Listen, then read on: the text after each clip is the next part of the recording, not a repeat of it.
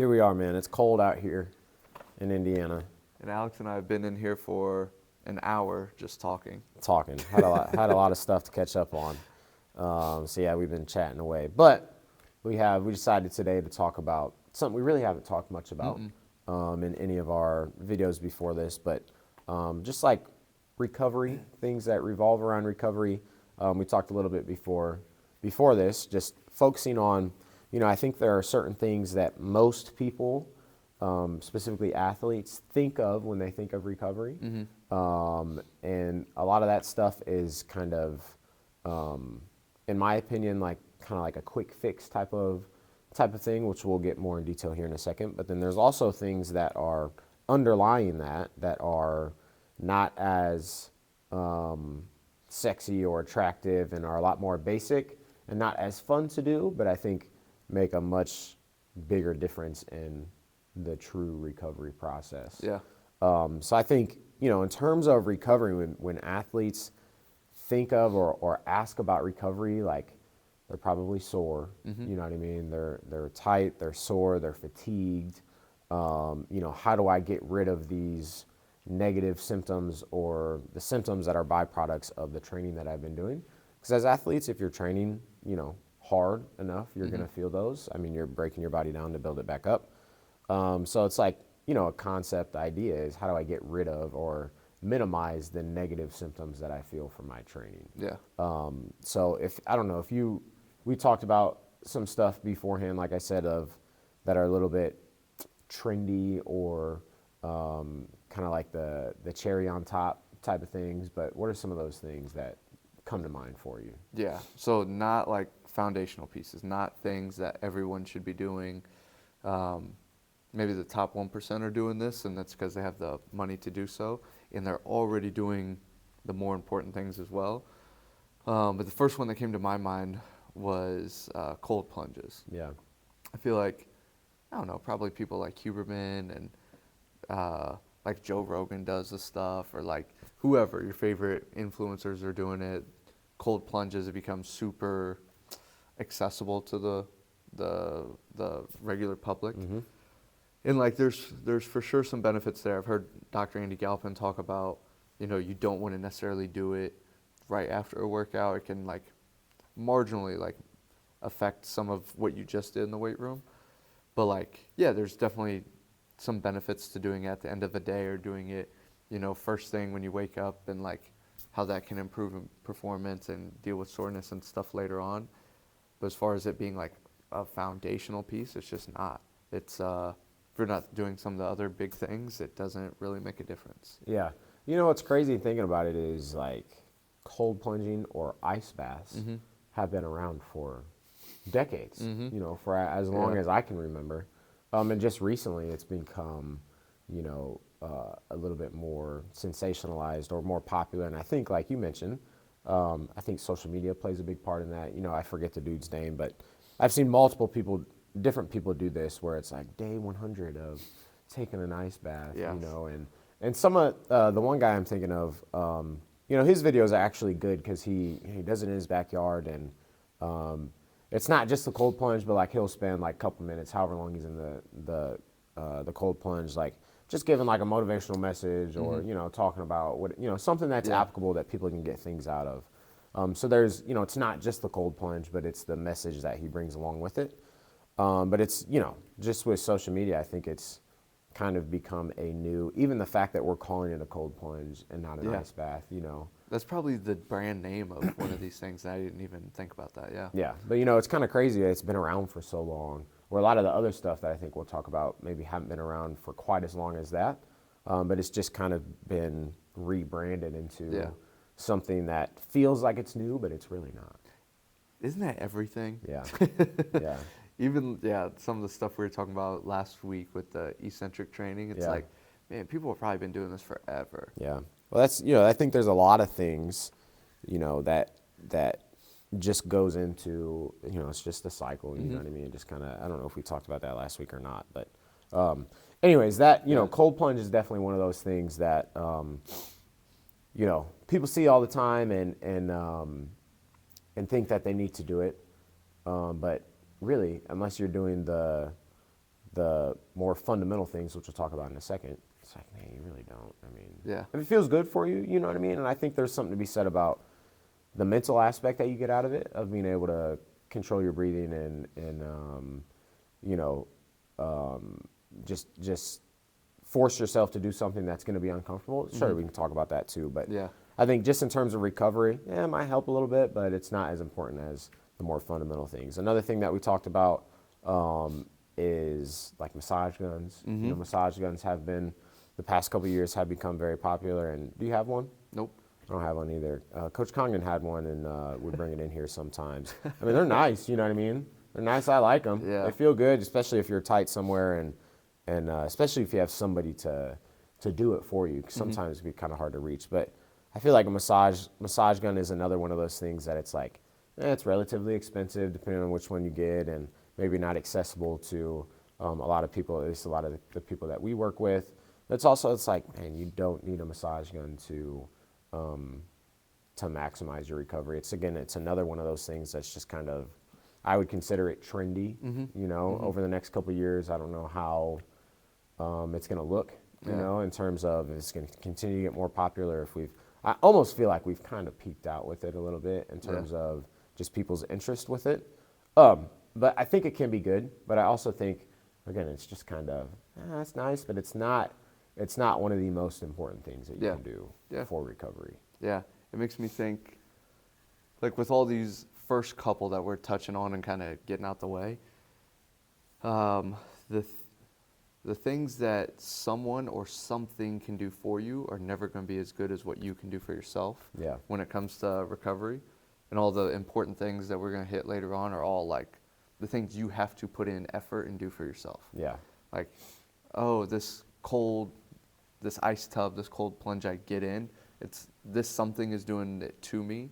This massage gun or someone giving me a massage, someone or something doing something for me. Yeah. It's like, no, if you want the real recovery benefits, it's like, no, you have to put in a little extra effort to get that.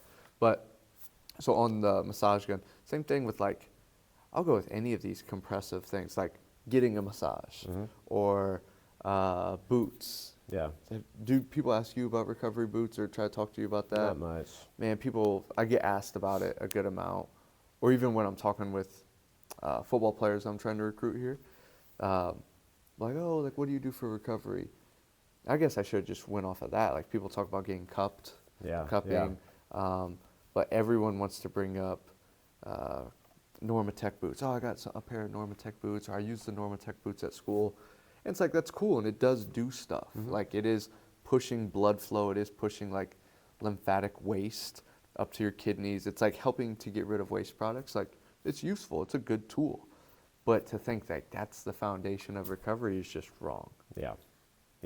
No, that, again, that all kind of fits into the same kind of, you know, we mentioned earlier kind of like quick fix, where a lot of the stuff that we've talked about up to this point, it doesn't take long. You're in a cold plunge or an ice bath for a couple minutes. 5 minutes, yeah. Massage therapy or massage guns or cupping, it's like, man, like that stuff you're done with in, 10 minutes, 5 minutes, whatever it is. So or it's at like most an hour. Right. At most. If you're getting a full length massage, something like that, At it could be a little bit longer. But like you said, a lot of the stuff that you are kind of doing with an outside source, whether it's a piece of equipment or cold water or whatever it is, like cryotherapy, you can think of in the same kind of sense as a cold plunge. But all that stuff is like quick stuff, you know, and it's like, if it only takes a couple minutes to do, it's like, you're probably not. You might get some benefit, some short-term relief. Makes me think of like talking with Dr. Dom about, some of the adjustments that people do. But it's like, if you're not doing things for yourself outside of that are more fundamental and foundational, I mean, those benefits that you feel from that probably are not going to last that long. Yeah. Another thing that we kind of talked about, which fits into, kind of the opposite end of one of the more foundational things that we're going to talk about, is like supplements, And it's crazy to me, like supplements are called supplements because they're supposed to be supplemental. It's literally in the word. You know what I mean? Yeah. Like that's the name of it. And people just can't conceptualize that or just don't think about it in that way. But it's like, these are supposed to be supplemental to your diet. These are not supposed to be, the building blocks of your diet. It's supposed to be, like you said, kind of like the icing on top, or however you want to put it. But supplements are another one of those things that's, oh, what supplements do I need to take to either help me with my gains, or, you can take supplements for recovery as well, which they help. But again, if you're not, investing time into the more foundational aspect of things, it's like, you're probably kind of wasting your time and your money at the same time. Yeah. Is that it for like I think so, the simple stuff? Okay. And I'm sure there's other stuff out there that we can fit into. Dude, yeah. We can say sauna. Yeah. There's red light therapy. I don't know much about that. Yeah. I don't know. There's probably a bunch of fast, easy, feel-good, quick things. Mm-hmm. And again, we're not saying it's not helpful. Yeah. Supplements are definitely important. Some of these other like cold or massage-like therapies are definitely useful. But if you're not hitting these bigger blocks, like, you're wasting your time. Yeah. So I think like the out of the real ones, the bigger building blocks, I would say this is probably, I don't know, it's not one of the top two for me. But as far as like mobility training. Yeah. So doing exercise, lifting weights, sprinting, it can make you feel tight. It can make your muscles, they're a little bit sore, so they don't want to open up into a bigger range of motion. It's just your body's way of keeping you safe. And over time especially, there's this like idea that strength training, lifting weights makes your muscles like shorter. It's like, no, that's not actually the case. But if your body doesn't feel comfortable in a range of motion because you never train there, your body's not going to let you get there anymore. Mainly through brain factors, but in other ways as well. So to keep your joints healthy, to keep your muscles healthy long term, but particularly your joints, your elbows, your knees, your ankles, shoulder, you got to move through a full range of motion. You have to doing some stretching, doing some mobility flow type of work, training really through a full range of motion. Things like that are going to be what's important to help keep these joints healthy in the long term. Yeah, the saying of like motion is lotion, right? Like movement is medicine. Movement is medicine. Same kind of concept, but like the mobility aspect of things, we've talked about this a little bit before. But the mobility aspect is something that I enjoy myself, and I think it goes a long way in just helping, especially after a hard couple days or a hard week of training.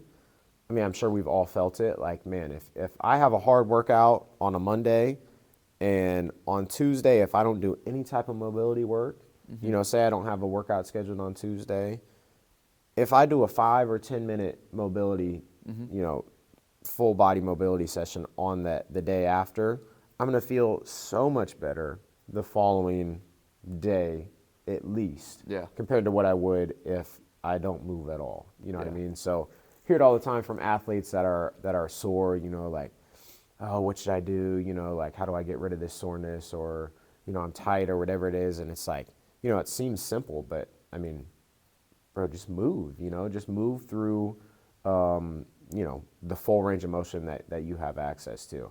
And I always tell kids, it's like, man, the first couple reps of you, like if you squatted and you're sore, like your first couple reps are going to suck. They hurt. But like if you do 10 or 15 body weight squats with like a deep hold at the bottom or whatever it is, or even like hand supported stuff that helps you get into that range of motion that hurts because you're sore, it's like you're going to feel so much better after that, So yeah, the mobility aspect I think is one thing that is overlooked, but in my head it's free, it's accessible to everybody.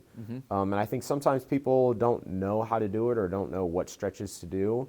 I have kids all the time like ask me, and again, this is something I think we've talked about before, but usually on Fridays, if we have a full week, usually we'll spend 10 or 15 minutes doing like some full body stretch that I'll put them through. And if we don't do it, or if we have a shorter week or whatever it is, kids are like, oh, like I don't, I'm gonna need that stretch this week. I missed the stretch. And it's like, bro, you can stretch at home. Like you don't have to be here to stretch. Well, I just don't know which ones to do. And I'm like, bro, we do so many different ones. Like, try to ingest some of this stuff and remember the ones that feel good. You don't have to do all of the ones that we do. But if you find 3 to 5 that feel good for you and help you get to the point where you want to be, it's like, bro, just remember those and do those at home. Yeah. You know, it takes 5 minutes, you know? Yeah. So the mobility aspect I think is big, and I think is something that helps, especially in the long run, of just staying healthy and keeping your body healthy, especially after hard training. Yeah. And then on that, for your own personal mobility stuff, if you talk about doing it after a workout the Yeah. next day or whatever, what sort of stuff do you do? You don't have to go in detail because I had something with this, but what sort of stuff do you do? So I mean, I have a like a mobility session that, I will do for myself. I'll do it like probably 5 nights out of the week before I go to sleep. Okay. It's the first thing I do in my warm up. Okay. And if I'm super sore, like throughout the day, I'll do it throughout the day as well. Dang, or at least okay. some of the movements. Yeah. Not the whole thing. But it takes me less than 5 minutes.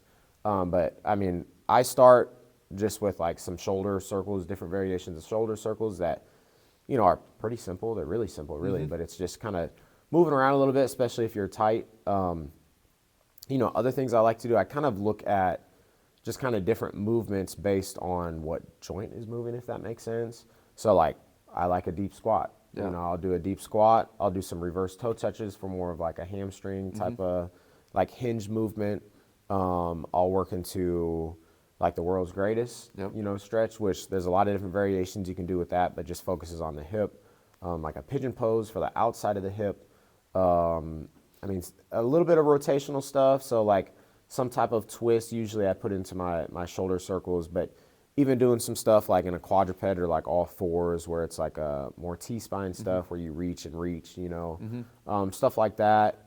Sometimes I'll do a little bit more like dynamic, like rolls, if that makes sense. So like start on your butt, roll, try to touch your feet overhead of your toes, or your feet Over your head. over your head, right? And try to touch your toes on the ground.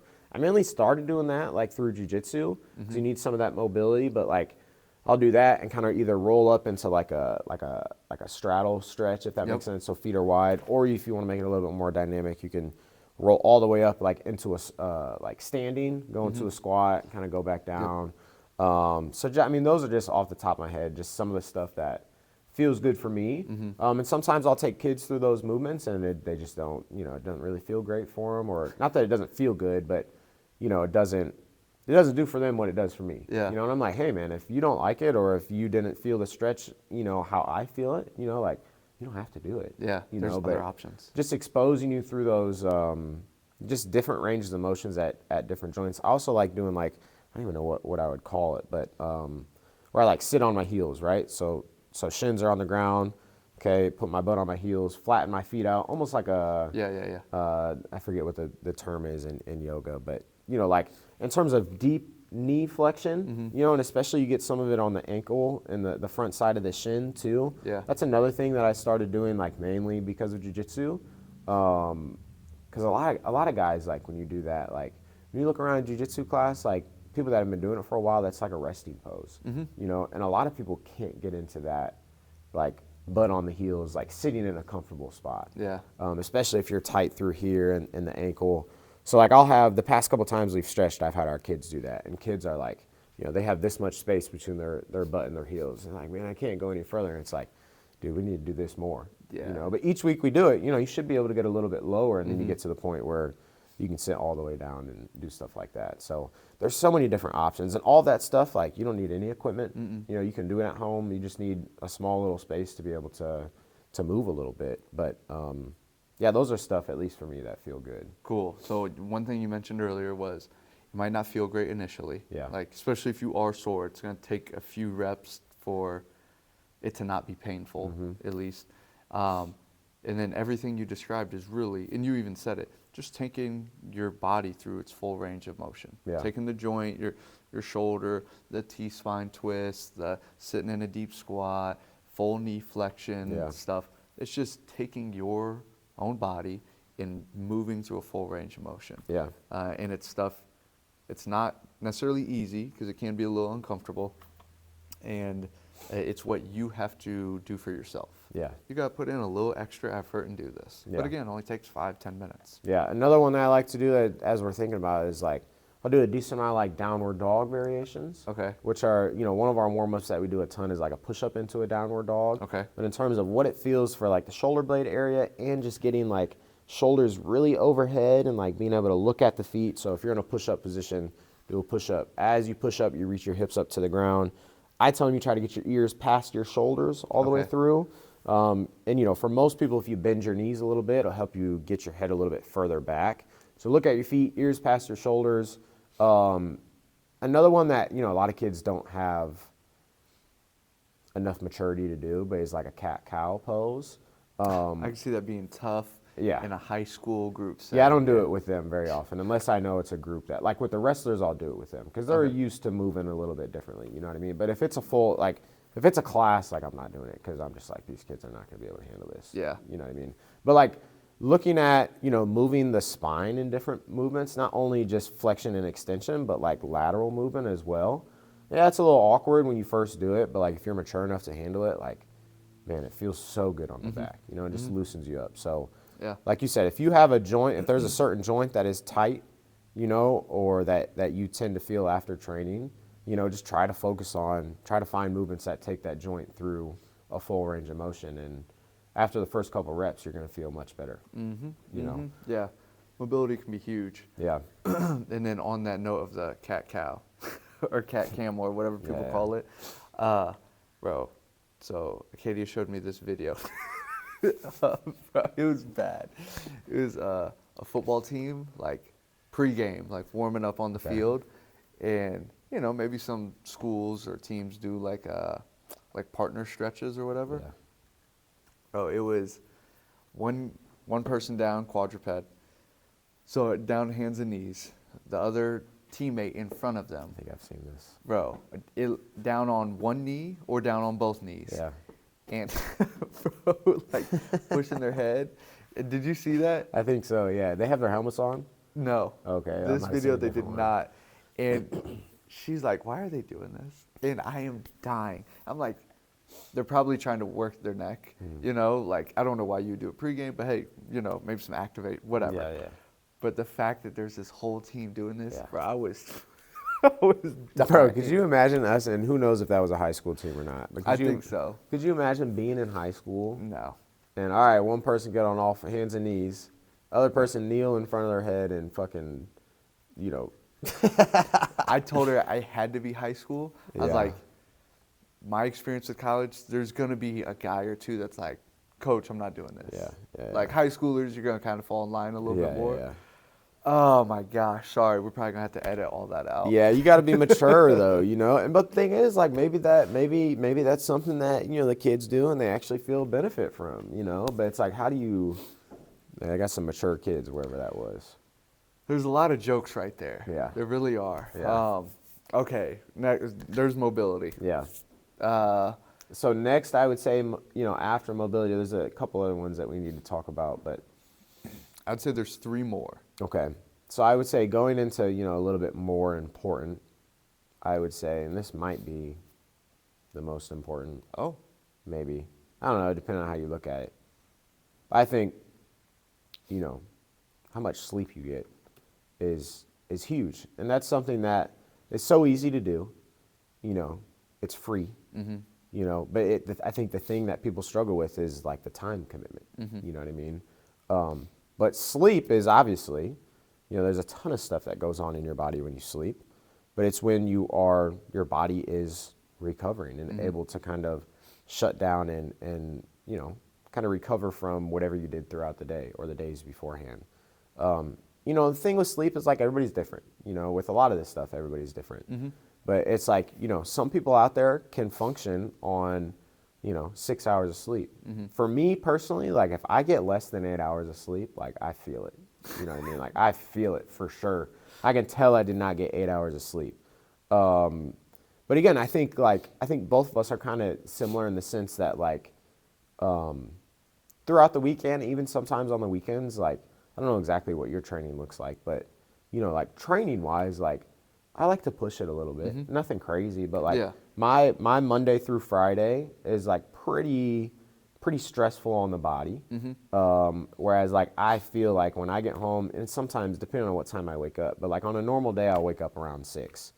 Like, and I try to be in bed by 9, lights off by 9:30. Dang. You know what I Yeah, mean? I wish. And like if it's past that, like sometimes it doesn't happen. But like if I go to sleep at 10 or 10:30, like when I wake up the next day, like I can feel it. You know what I mean? But again, there's other people out there that can function, and I guess there's a discussion to be had about being functional and being optimal. You know, but I think for athletes, especially if you are training as an athlete should, in terms of just the intensity and the volume of training.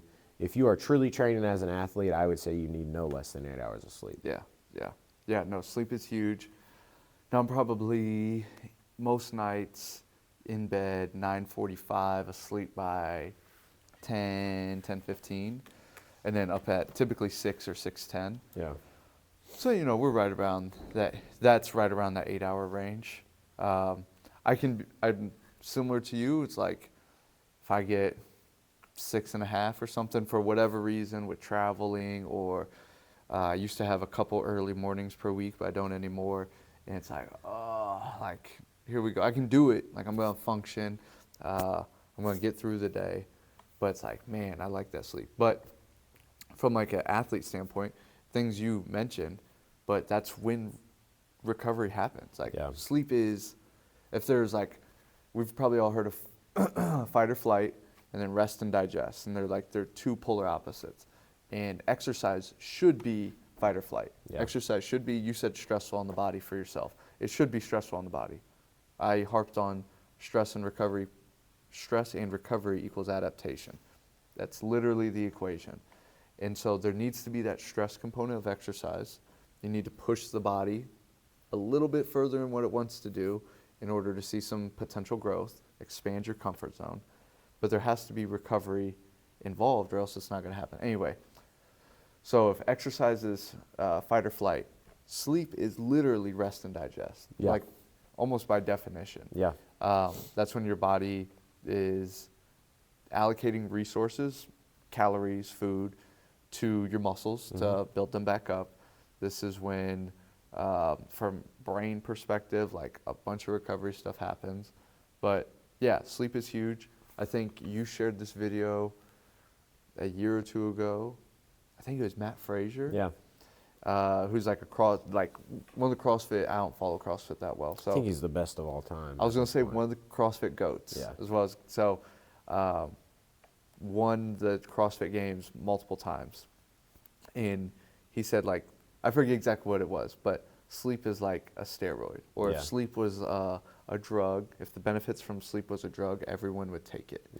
And like you've kind of said, it's free. It's free. It's a time commitment, and it's like a consistency or dedication commitment. You got to go. Typically, you want to go to bed at the same time every night, wake up about the same time every day. And again, you do want to aim for about 8 hours. So it is a commitment, but it's free. And I would argue that there's nothing better for you. Yeah, I think it's one of those things that's, it's very similar. It's very similar to, as you're mentioning, like it's the opposite of training, but there's a lot of things that you can apply to training and sleep in the same sense. Like you said, you have to be consistent with it. So if you train super hard for 3 weeks and then take 2 weeks off, your training that you did for that 3 weeks is more or less gone. It's the same thing with sleep, right? If you get really good sleep for 3 weeks and then the next 2 weeks you're pretty shitty, it's like you might not lose all the benefits that you got from that sleep, but it's like you're going to be kind of canceled out. You're going to be kind of zeroed out at the end of those 5 weeks or whatever it is. But another thing that I think, and this is pretty obvious, but that affects most athletes' ability or choice to get sleep, especially young athletes, is just being on their phone, right? Social media. Because I mean, it's the same way. It's not just young athletes or young kids either. It's all of us.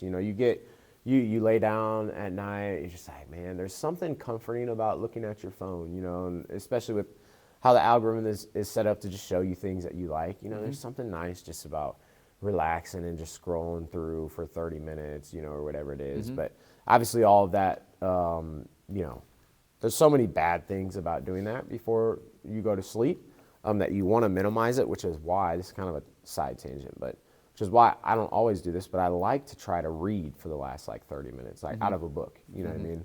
For the last 30 minutes. The main reason that I started reading however many years ago after getting out of school was like, man, I just like doing something that is entertaining or that I can kind of like get into that's not looking at a screen. Because most of our entertainment in this day and age, you're looking at a screen. Yeah.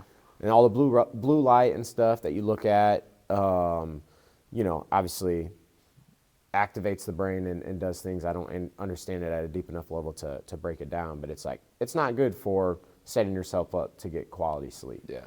So I think that's something that we see, especially just talking about, you know, the subsets that I work with or both of us work with young kids. It's like, man, that's what I always, kids will always, you know, when they come in and are, oh, I don't feel good today, or, you know, didn't get much sleep last night. You know, I always ask them what time they went to bed and what time they woke up. You know, it's like, I went to bed at like 1 a.m. or whatever and woke up at like 6. And it's like, oh, you were on your phone, huh? Yeah, I mean, I was, you know, just scrolling on my phone. Or other kids are like playing the game. They're on the game, you know, and it's like, same thing. right, it's the same thing. You need to minimize, you know, the amount of stimulation that you get, you know, for 30 minutes or an hour before you go to sleep. Yeah. Yeah. You know, what would be your next one? Well, on that note, I think you hit it, like the blue light. So I think it, again, I don't know it super well, but disrupts like your circadian rhythm. It almost like mimics sunlight to some degree, so your body thinks it should be up. But two, it's just like, and you said this, but it's just a distraction. You're just like, I want to keep watching this. I think that just keeps pushing everyone's sleep back. Yeah. And kind of random, but I was at my sister's yesterday, and with her and her husband, obviously, and then 2 kids. And she was talking about a friend of hers has a kid that's also about one of her kids' age. So the kid's about 3 years old. She said that kid goes to bed on a phone. Bro, at 3, you're done. Yeah, you're done for, buddy. You're done. Yeah. Anyway, that's not good. not my parenting style. Not that I'm a parent, so Yeah. what do I know? But okay, so next one. I think there's 2 left in my head, but I think you could almost combine them. I'll go with the less obvious one, which is hydration. So I think from some of the stuff we mentioned with mobility, as far as helping with blood flow, helping with getting rid of lymphatic waste. So whenever you break down your muscles or fascia from an exercise, from working out, it doesn't go in your bloodstream, it goes in your lymphatic system, like your lymph nodes that the doctor feels to see if you're sick. And the only way that gets cleared is through movement. Your blood system, there's a pump, your heart pushing the blood around, but your lymphatic system, there's no pump. So your muscles contracting and like squeezing push that fluid along. And then having water, having more liquid, having more fluid in the system helps it to move around as well. From that, putting synovial fluid, so like fluid that's in your joints. It's almost like lubricating like a door hinge, squeaky or like tough to move door hinge. You put lubricant in it and it moves so much better. That's what water does for your joints. What it does with your brain, hydrating or putting fluid in the muscles so they move better. So for a whole host of reasons, I think hydration's huge. From I guess I'll just stay there for recovery, not from performance benefits. And so there's some like ideas. There's the Galpin equation for how much water you should consume. A lot of people just say like drink a gallon of water a day if you're an athlete. I think a lot of it, personally, is like consume foods that have fluid, which is mainly fruits. If you consume those, like probably gonna put yourself in a good spot. Yeah. And again, on that same topic, is it's free. Water, yes. You know what I mean? Now I know both of us. People might not like this, but we're tap water warriors. You know what I mean? You still drinking tap water? I'll drink tap water for sure. Yeah. But I've had a human being infiltrate my life that likes filtered water. Yeah. But still, it's like the jug itself, I don't know, it probably costs 20, 30, 40, 50, but I don't know how much it costs. Yeah. But you still put free water into it. Yeah. But no, I'll still drink. I still drink water in the shower. That might be a hot take. I'll Yeah, still drink. don't do that. I'll still drink water out of a tap, but yeah, either way, it's more or less free. Yeah, it's more or less free. And you can spend a little bit of money on if you want filtered water or purified water or whatever. But yeah, I mean, if you don't have enough money, or if you're just the budget's not there, I mean, depending on where you're living, you know what I mean? Yeah. Could be a little different depending on where you're living. Yeah. But Don't go too far north from here. no, yeah, don't, yeah. It's messed up. Yeah, don't want to do that. But yeah, well, I mean, hydration, and again, it's one of those things that, is a lot of these things that we're talking about, at least the foundational ones, are like it's a commitment. You have to be able to commit to it for a long-term period of time. Yeah. Which is why just the skill or not sure if it's a skill, but just the idea of being disciplined and committed is so important for athletes to be able to not only commit to getting better at your sport and training for your sport, but committing to doing your mobility work and getting enough sleep and consistently getting enough hydration, in throughout the day, for all those reasons that idea of discipline, just you see it in so many different aspects, you know what I mean? And the last one I would say that's related to that is just nutrition. Yep. Is that what you're going to say? Yep. So nutrition is one of those things there's a lot that goes into nutrition, but you can make it as complicated or as simple as you want to. It doesn't have to be complicated. That's you know fact. what I mean? Yeah. Especially for younger athletes. I have a lot of kids that will ask me, it's mainly kids that want to gain weight. You know what I mean? There's a lot, especially younger kids that just have a high metabolism and are super active and maybe haven't hit puberty yet and just, are struggling gaining weight. So I always tell them, we can sit here and talk about nutrition and discuss it all, but what I always tell them, at least starting wise, is just to Google calorie calculator. Okay, I think it's calculator.net is the main one that I use. It'll ask you a couple questions like age, weight, height, activity level, maybe a couple other ones that I'm not thinking of. But when you do that, it'll give you, I think the default one that pops up is the number of calories, an estimate of number of calories based off your information if you want to lose weight. And then they have like a button down at the bottom that you can expand it, and they'll give you the same information if you want to gain weight. And so I think it's like, again, this is all estimates, but they'll give you 3 different calories or numbers of calories, I believe. One is for like if you either gain or lose, whatever one you're looking at is like if you want to gain like, I forget, I could be wrong on this, but half a pound a week, or like a pound and a half a week or something like that. And obviously these are estimates and there's a lot of things that go into that. But at least that way, it'll give you a starting point to be like, like this is kind of where I need to be based on my goal. The second thing that I think helps with nutrition is, and you don't have to do this is a little bit more in depth, but using an app like MyFitnessPal or something along those lines. That's the main one that I always think of, but there's a ton of them that are out there that are free that you can log what you ate, and this is something that I'll recommend to these kids as well, is like, I feel it myself too. I probably have no idea. If I had to guess how many calories I eat in a normal day, I'm probably way off. Yeah. You know what I mean? But using a calorie calculator in terms of knowing what a rough estimate of how many calories you need to take in to meet your goals, and then matching that with some type of app that you can log what you ate, and you don't have to do that, for multiple weeks on end, as long as your diet or what you eat is relatively more or less pretty consistent. Yeah. But if you do it for 5 days out of the week or a full week, and it gives you an idea of maybe you think you eat, I put in my information in the calorie calculator and it says I need to eat, 3,000 calories a day if I want to try to gain a pound or half a pound a week. Okay, well, if I know I need to be around 3,000, I think I'm around there, and maybe you put in your information and maybe you're only at, doubt it, but maybe you're only at like 1,700, or 2,200 or whatever it is. Maybe you're significantly lower than what you think you are. Yeah. So at the very baseline of it all, like starting it all, if you don't know calorie-wise how many or around how many you need to consume, and then matching that with how many you actually consume on a day-to-day basis. If you don't have that information, it's going to be very hard for you to make the progress, whether it's gaining or losing weight. And that's not talking any type of like macro nutrients at all.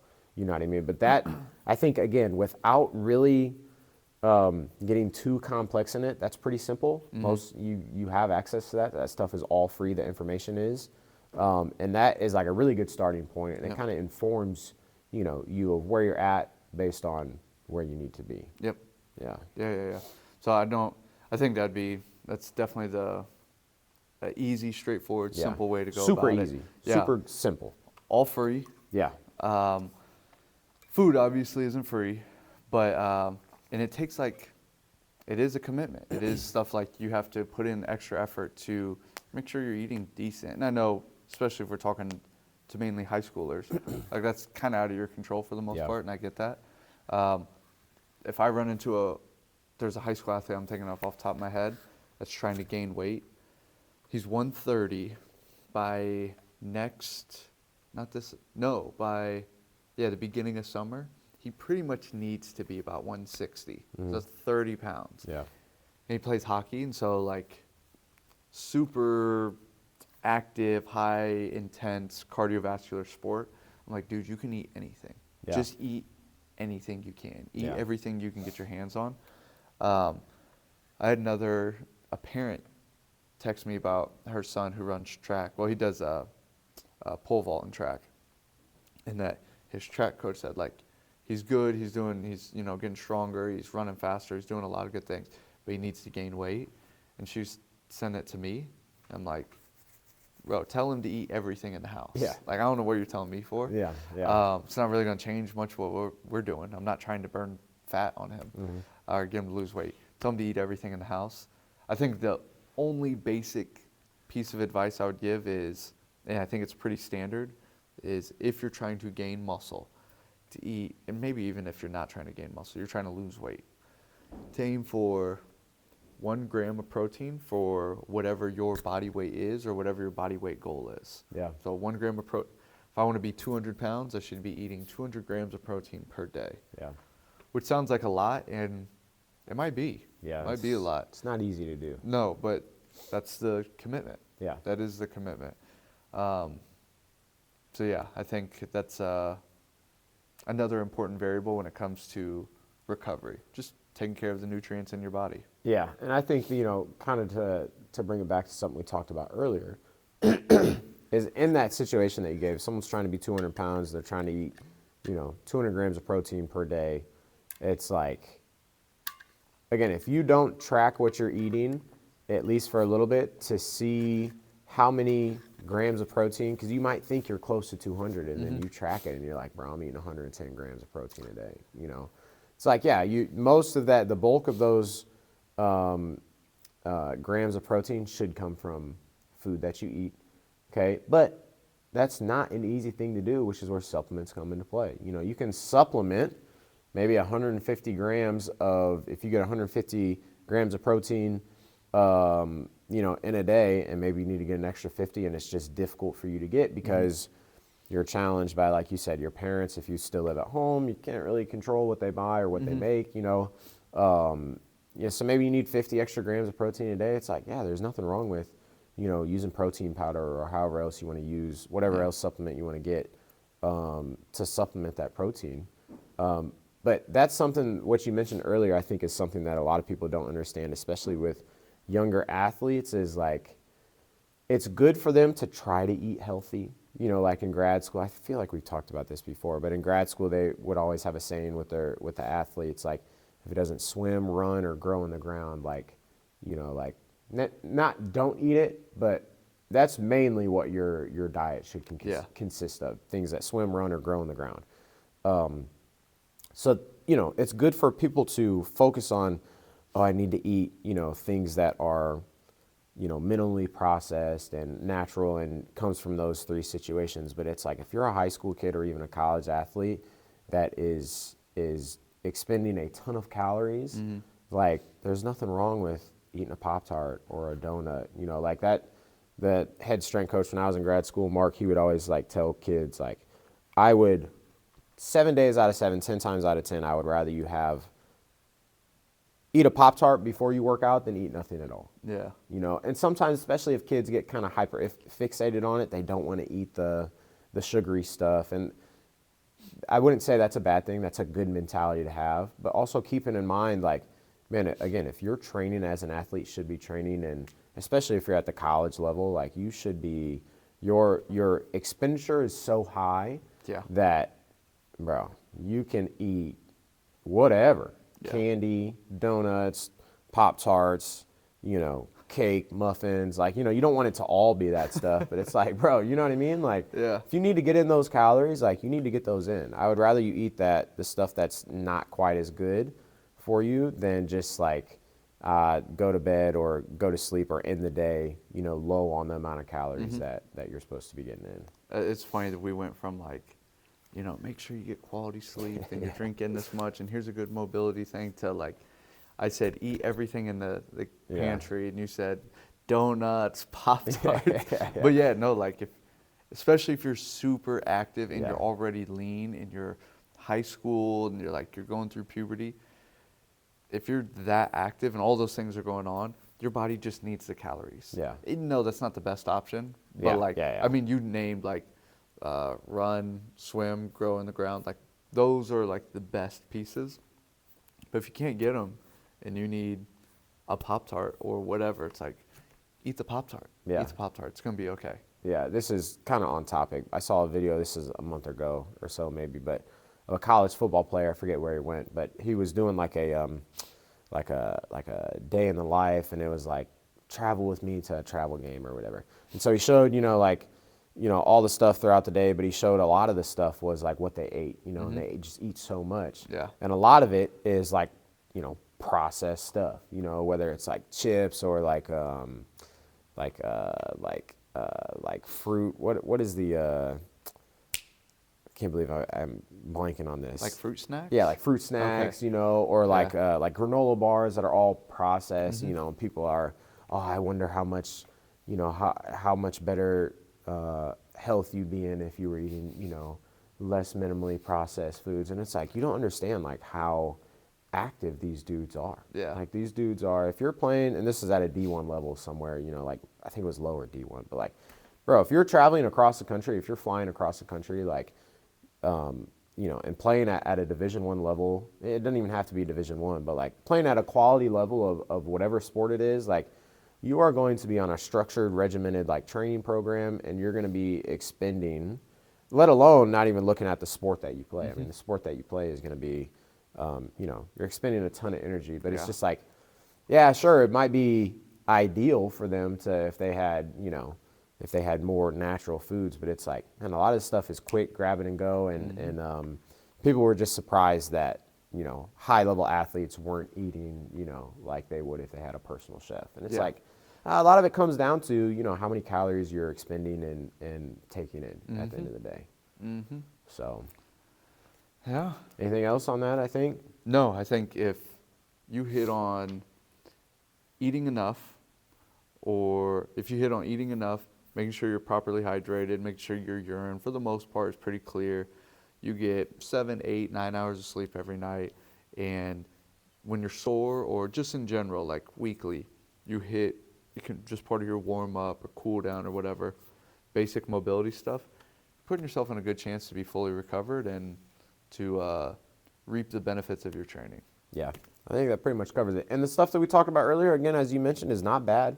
That stuff is not bad. It's not going to hurt. But that stuff should be focused on secondarily. I don't know if that's a word. We'll go with it. But secondarily to the stuff that we talked about later. The more foundational stuff, you have to have that stuff in place before you even think about or focus on the stuff that is more trendy or icing on top type of stuff. But at least I think that gives some good insight into, some stuff. A lot of stuff we talk about is more training focused, and the whole flip side of that is, you're really only training for a couple hours out of the day. So what are you doing for the other, 22, 21 hours out of the day is really where, the money is made, I would argue. Yeah. So that's good stuff. And man, we got some other stuff that we talked about maybe doing in the future. Some stuff to kind of in between in-person episodes, finding coaches, especially with the stuff that we have going on. But we'll keep knocking that stuff out and keep lining that stuff, and then maybe do some more hands-on training stuff just between the two of us, just kind of Whoa. supplements, just kind of supplements some of the stuff that we've been putting out lately. So, but yeah, if you're still here, that's crazy, bro. If you're still here, bro. Like, comment, subscribe. Yes, if you're still here, leave a comment and say I was here. I was here for this last talk. But yeah, we'll keep doing it, and we'll see y'all next week.